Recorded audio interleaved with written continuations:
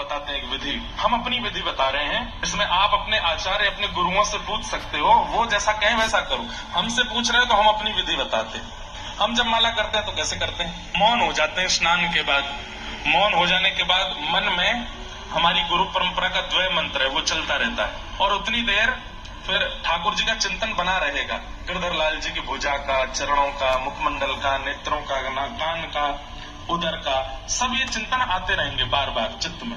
व्रज की रज का, यमुना जी का, गिरिराज जी का, वृक्षों का, बिहारी जी का, राधा वल्लभ जी का, राधा रमण जी का, रंगनाथ भगवान का और अपने गुरुदेव का, ये चिंतन बनता रहेगा, आता रहेगा बार बार। और कैसे करना? चलते फिरते रहो, कपड़े पहनते रहो, बाल काटते रहो और बीच बीच में उनका स्मरण करते रहो। गुरुदेव को प्रणाम, अपने आचार्य को प्रणाम, अपने ठाकुर को प्रणाम, राधा रमण जी को प्रणाम। एक एक क्षण में सारी ग्राफिक्स आपके आंखों के आगे आते रहेंगे। उसके बाद फिर तिलक स्वरूप धारण करो। तिलक स्वरूप धारण करने के बाद में अब शिखा है, शिखा बांध लो। उसके बाद में आसन पर बैठ जाओ।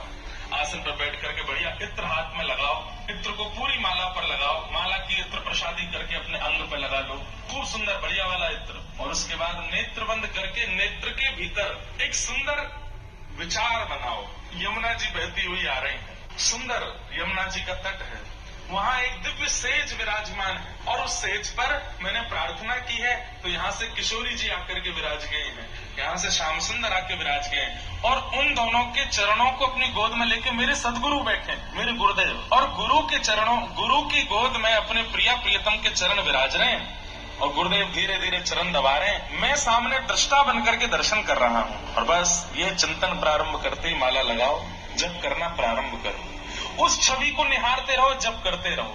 धीरे धीरे अपने आप कोई कोई गतिविधि होगी। ठाकुर जी कुछ बोल रहे हैं, श्री जी कुछ कर रहे हैं, गुरुदेव के नेत्रों से अश्रु आ रहे हैं, गुरुदेव बार बार चरण छू रहे हैं।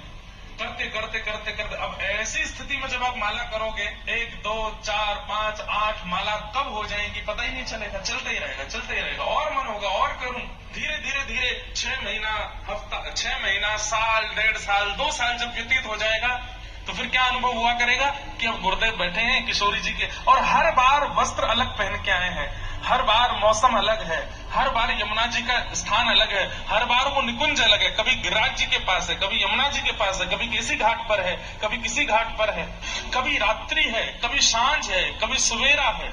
इस प्रकार हर ऋतु आदि परिवर्तित करते रहो, जब जब नेत्र बंद करो। साल 1.5 साल बाद क्या होगा? गुरुदेव आपको बुलाया करेंगे, आओ तुम भी चरण दबाओ और माला करते करते आप भी चरणों में पहुंच जाओगे। माला कैसे की जाती है?